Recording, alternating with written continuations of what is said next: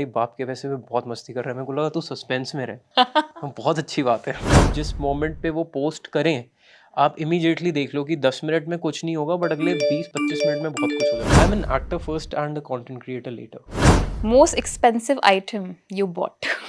मेरे हिसाब से अगर आप ये फुल टाइम कर रहे हो तो आपके पास at least 2 sources of passive income होने चाहिए। Hi guys, welcome to Z Media India.com. My name is Simran Keswani and today is a very special episode of the Insta Famous series. Because joining me today is an individual who became an influencer for the world few years ago, but he has been influencing me since forever. Joining me today is not just another guest, but he also happens to be my brother. So please welcome a pioneer male beauty, fashion, and lifestyle content creator who has also secured a spot in the Forbes Top 100 Digital Creators. So please welcome Vaibhav Keswani, also known as Pehnawa. Thank you so much for being here. How do you feel? Thank you for inviting me. मेरे को तो ऐसे ना बड़ी घर वाली feeling आ रही है इस टाइम पे, but honestly I am very glad and even better because you're the one who is taking my interview, so it just feels a lot more comfortable and I'm quite excited to see where this goes. And you know, I'm going to say this to everybody who's watching this, that this episode is going to be the most unhinged, unfiltered episode, because today I have the leverage to ask him some questions that I cannot ask every influencer. वो देखेंगे. So yeah, if you're a budding content creator, make sure to stick till the end because you're going to get some insights. So you know, हम क्योंकि unfiltered हो रहे हैं, तो मेरा जो सबसे पहले क्वेश्चन है वो ये है कि आप करते क्या हो? ये एक ऐसा क्वेश्चन है which I've seen on your every second or third post. Agreed. You know, people are saying that you have a business in Dubai. Some people say that you have a business of perfumes. Some people say you have a business of cars. I think even though people know that, you know, content creation is a legitimate job, people are not able to wrap their heads around the fact that somebody like you is having, not somebody like you, somebody who's so young is having such a flamboyant lifestyle. So tell me, what is the truth? क्या करते हैं आप? No I agree firstly, क्योंकि मैंने खुद ऐसे articles पढ़े हैं जहाँ पे कहा जाता है कि मेरा दुबई में बिजनेस है। I hail from a very strong wealthy family and all of this is not true. मतलब who would know it better than you? मतलब अगर मैं देखूँ तो कॉलेज के टाइम में यार 20 रुपए का भी हिसाब रखना पड़ता था, so that tells a lot about how our lives used to be, at least my life used to be back then.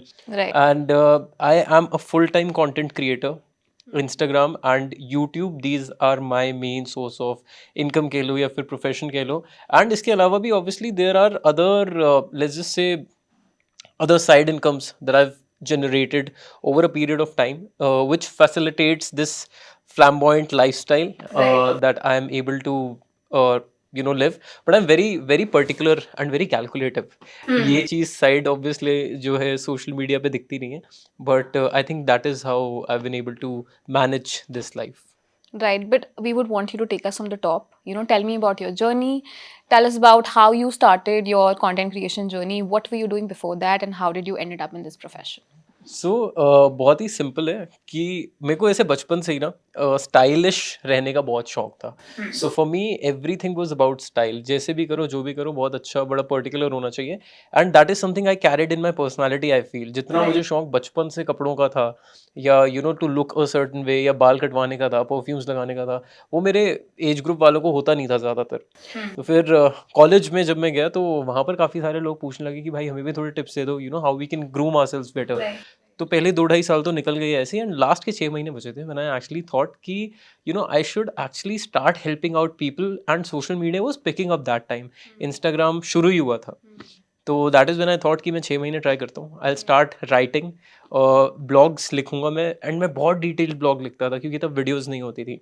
And that is how I started my journey. और मेरा बहुत सिंपल था, मैंने सोचा था 6 महीने में अगर मुझे कोई कोलैबोरेशन आ गया तो मैं इसको कंटिन्यू कर लूँगा, वरना छोड़ देंगे। कॉलेज में हम सब अपना रिस्क ले सकते हैं, so that was one leverage that I had. तो मैंने लिया और 2 महीने में ही आ गया कोलैबोरेशन, और वो भी उस टाइम ऐसा था कि it was actually from one of my personal favourite brands back then. तो मैं बहुत खुश हो गया था। मैंने कहा झोंक दो अपने आप को, just do it with complete heart. You know, I think a lot of people wouldn't know this, but you also got a job in Google. And I think a lot of people at that time had this dream, you know, to Yeah. a company like Google, but you actually went with your leap of faith. You took a leap of faith and you persuaded your passion. So tell me, what was that belief in you that you took this leap of faith and you were like, वैसे सब मस्ती थी मतलब leap of faith is a very heavy term इसके लिए। और Google में basically एक थर्ड पार्टी वेंडर के थ्रू जॉब लगी थी। मतलब कॉलेज में ही हमारे जो भी इंटरव्यू वगैरह हुआ था और मैं मस्ती करने गया था। मतलब मेरे को था कि मैं फॉर्मल्स पहन के जाऊंगा, कॉलेज में पहुंच गया। 200 में से हम 5 या 6 लोग आई थिंक सेलेक्ट हुए थे, मेरे को भी उसमें से मिल गई थी। बट मैं ओरिएंटेशन के अगले दिन ही आई जस्ट क्विट, क्योंकि मेरी पापा से बात हो गई थी, बेटा करना क्या है। मैंने बोला पापा मेरे को बॉम्बे जाना है, एक्टिंग करनी है। तो पापा ने बोला क्यों 6 महीने वेस्ट करने। मैंने कहा ठीक है मैं चला जाता हूँ, अगले हफ्ते में निकल गया Bombay. That was the whole thing where it started. hmm. So you're from Delhi. To your audience, I think we should tell this. You're from Delhi and now you've shifted to Mumbai. So tell us the journey कि मुंबई गए, how was it? अब कैसा है?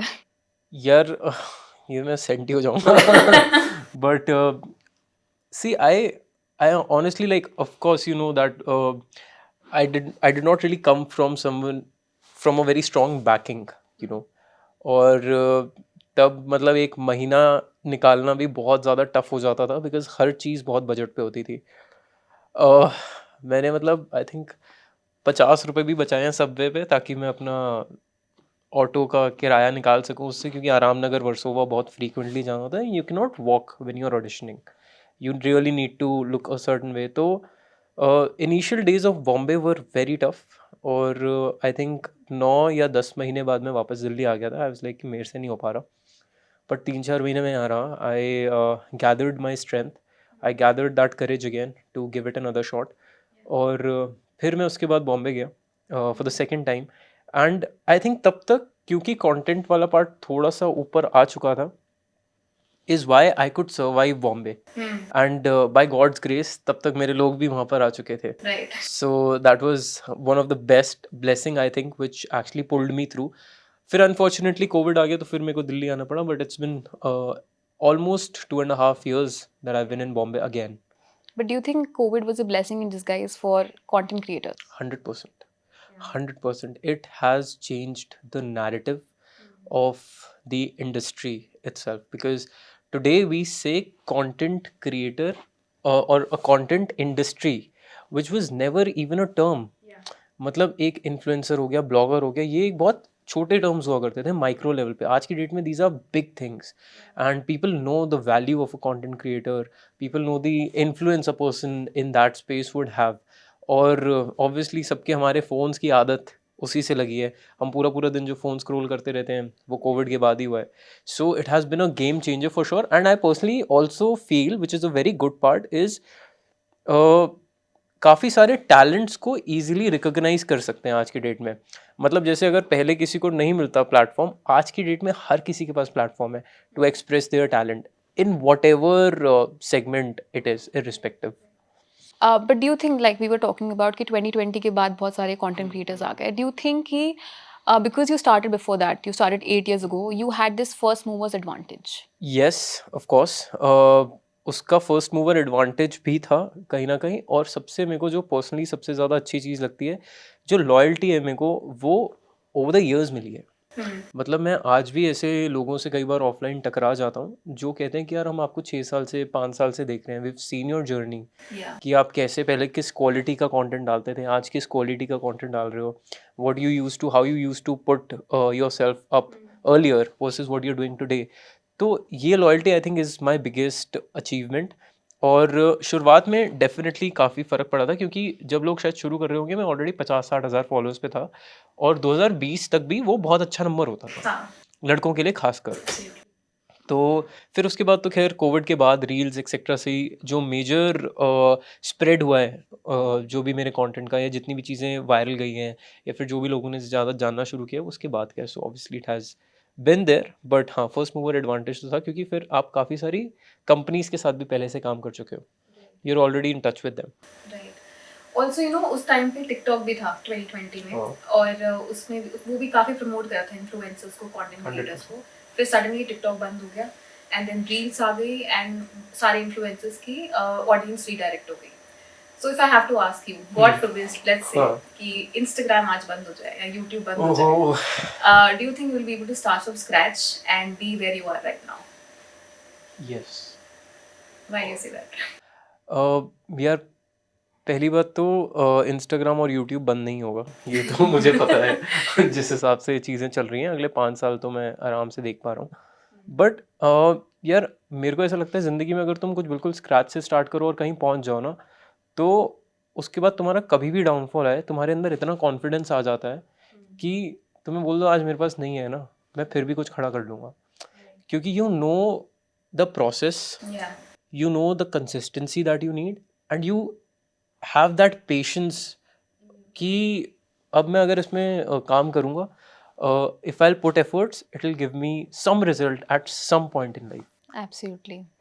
And you know जैसे मैं बोल रही थी 2020 के बाद बहुत सारे क्रिएटर्स आए हैं अभी भी if I see so many people around me they are turning content creators people are actually leaving their 9 to 5 job to get into content creation there's nothing bad about it but I think they are going for all the wrong reasons because people feel कि इसमें बहुत पैसा है इस industry में जो कि है भी but let's be honest not every content creator is that successful or having that luxurious life so tell me what all efforts goes behind it और कितनी मेहनत है content creation में to reach where you are right now. यार genuinely बताऊँ ऐसा भी होता है कि महीने में हम 28 दिन काम कर रहे होते हैं और ऐसा भी होता है हम एक दिन में 16 घंटे शूट कर रहे होते हैं मैंने अभी एक कैंपेन एग्जीक्यूट किया है पिछले हफ्ते उसकी सिर्फ प्री प्रोडक्शन में मेरे को 10 दिन लग गए चीज़ें अलग अलग सोर्स करनी क्या देखना है क्या नहीं करना है बट ठीक है मैं ये कह सकता हूँ कि ऑब्वियसली मेरे को इतने साल हो गए हैं तो इसके बाद मेरे लिए it is easier to manage all these things I have a team of my own जो काफ़ी सारी चीज़ें संभाल लेते हैं मेरे को अकेले नहीं करना पड़ता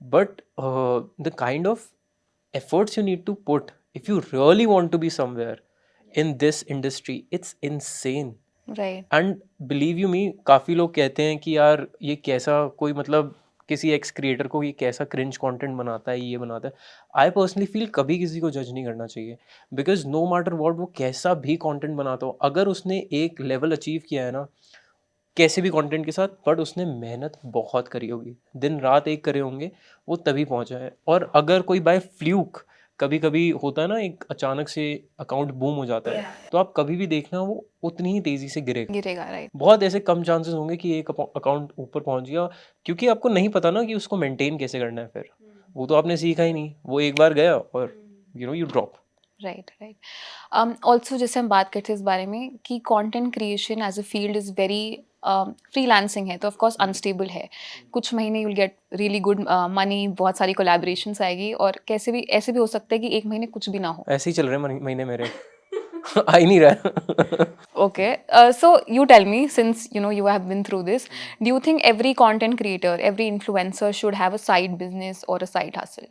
100% मेरे हिसाब से अगर आप ये फुल टाइम कर रहे हो तो आपके पास at least 2 sources of passive income होने चाहिए एंड नॉट लाइक कि वो आपके ऑब्वियसली कि आपको उतना ही रिटर्न दे सकते हैं जितना आपको कंटेंट से मिलेगा या उतने ही पैसे दे सकते हैं but at the same time कि कुछ ऐसा सब्सटैंशियल अमाउंट तो आपका पीछे खड़ा होना चाहिए और रही बात आपने जैसे बोला कि 9 to 5 लोग छोड़ छोड़ रहे हैं यार 9 to 5 छोड़ सकते हो ऑब्वियसली एंड ऑनेस्टली मैं तो हर एक को बोलता हूँ कि यार तुम ये नहीं एक्सपेक्ट कर सकते कि तुम 9 to 5 भी कर रहे हो और तुम बहुत अच्छे क्रिएटर भी बन जाओगे क्योंकि इतनी बैंडविड्थ मेरे को पर्सनली ऐसा लगता है कि किसी इंसान में नहीं है कि वो 2 फुल टाइम जॉब्स कर सके तो इवेंचुअली तो आपको वो छोड़ना ही पड़ेगा you have to make a decision but आप अपना एक एटलीस्ट 6 महीने साल का रिजर्व क्रिएट कर लो and then dive into it ऐसे नहीं रात भर भाई 1-2 रील हो गई 2 कोलैबोरेशंस आ गए अच्छा इसमें बहुत पैसा है क्योंकि आपको नहीं पता शायद 6 महीने तक आपके पास कोई कोलैबोरेशन नहीं आएगा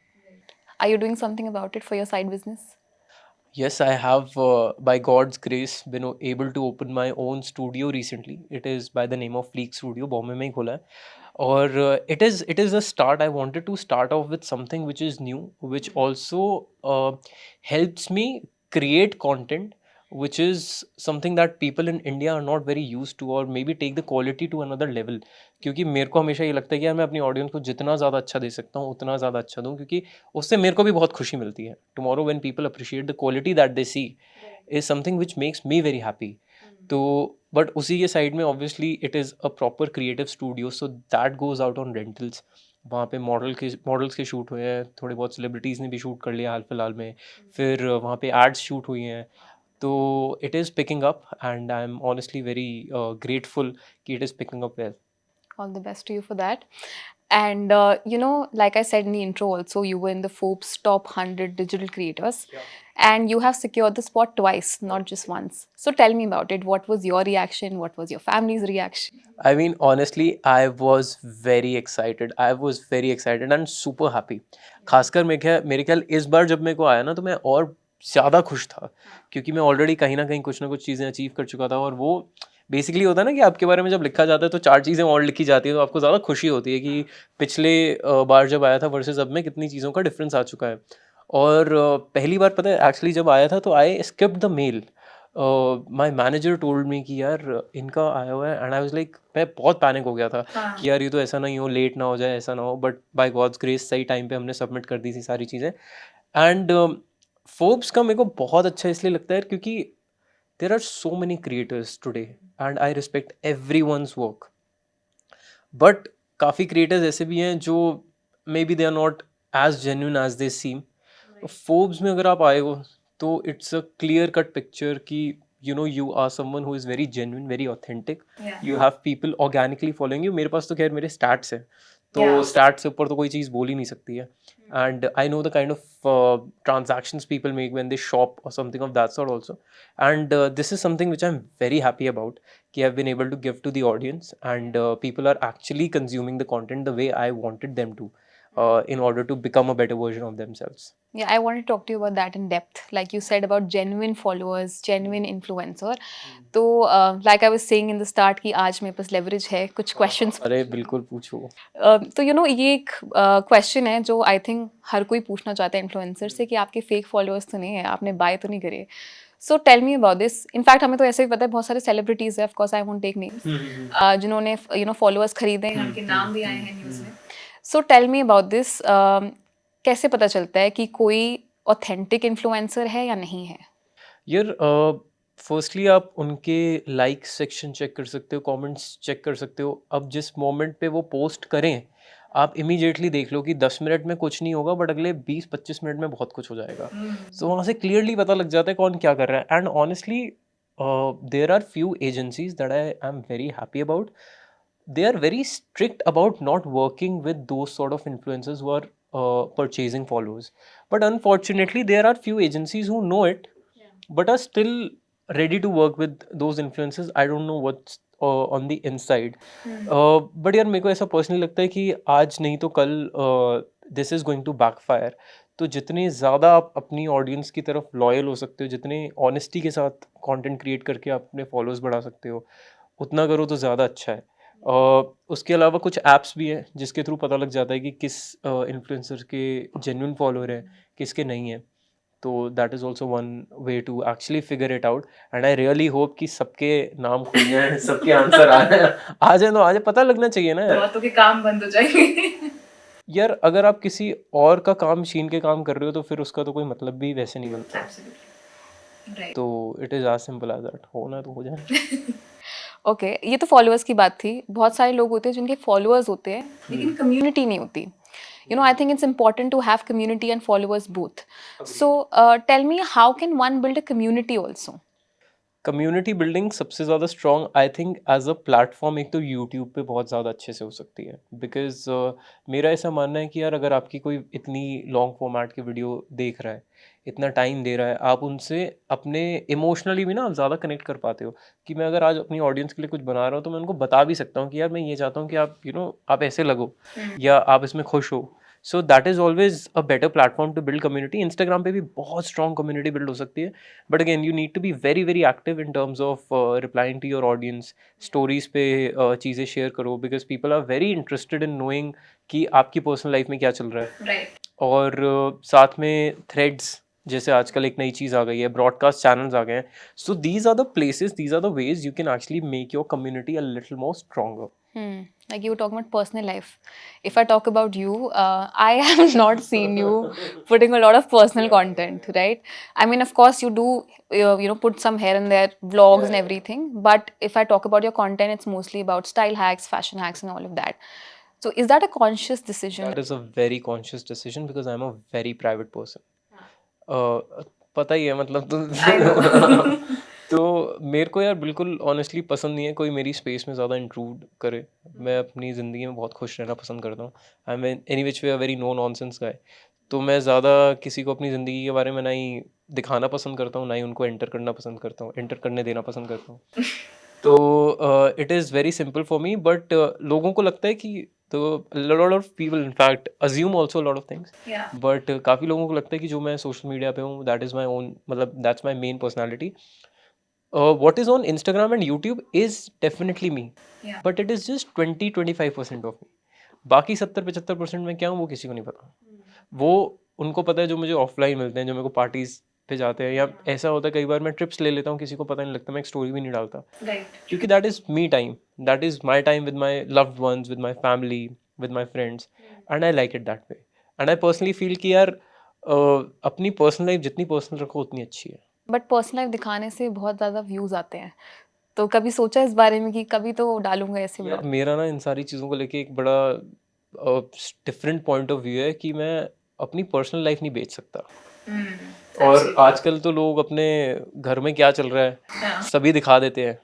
तो मैं देखता हूँ इनफैक्ट बड़ी मज़ेदार चीज़ें होती हैं यार कि मतलब कोई कपल अगर कोई अपनी स्टोरी वोरी डाल रहा है तो लोगों ने लिखा होता है कि यार ये आपके बेडरूम की चीज़ें नहीं जो आप दिखा रहे हो, which is fact. Nobody wants to know. मतलब आप अगर नीचे कमेंट पे देखोगे सिर्फ आपको या तो ट्रोल कर रहे होंगे या नेगेटिव कमेंट्स आ रहे होंगे या लोग हंस रहे होंगे.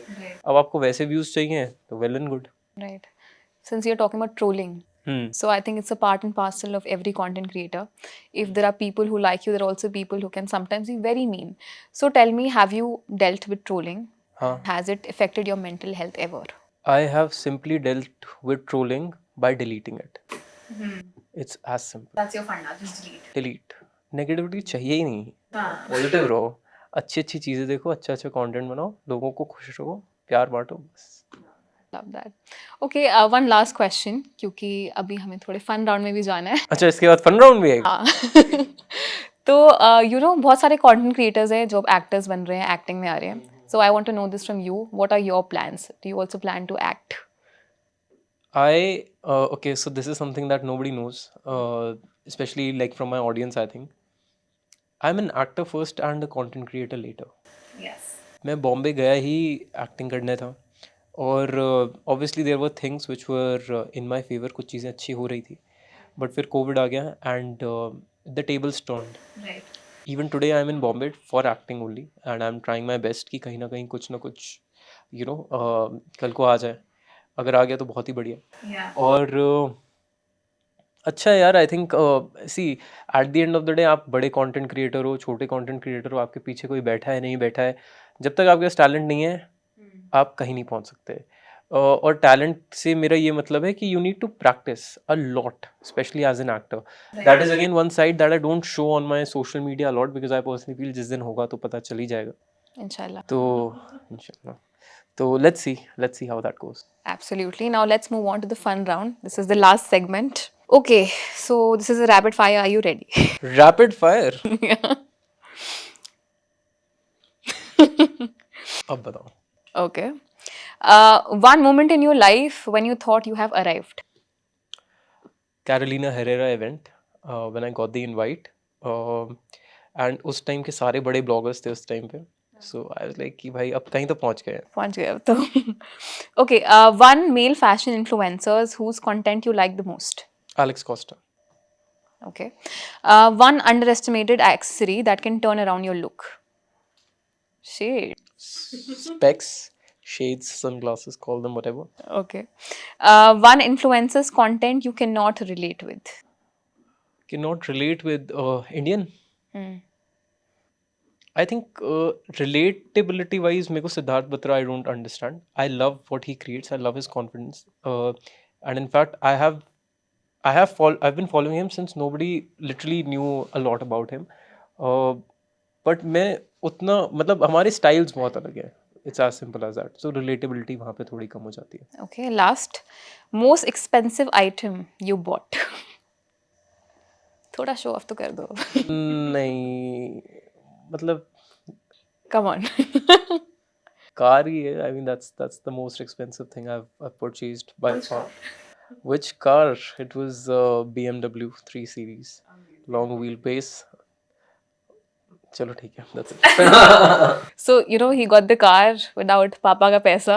Without Great. हाँ, ये तो मेरे को ऑनेस्टली ज़िंदगी का सबसे बड़ा फ्लेक्स लगता है जब लोग मेरे वीडियोस पे कमेंट करते हैं कि भाई बाप के पैसे में बहुत मस्ती कर रहा है. मेरे को लगा तू सस्पेंस में रहे. हाँ, बहुत अच्छी बात है.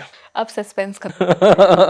So that's great. So thank you so much for doing this. It was lovely having you. Don't forget to like the video, share and comment.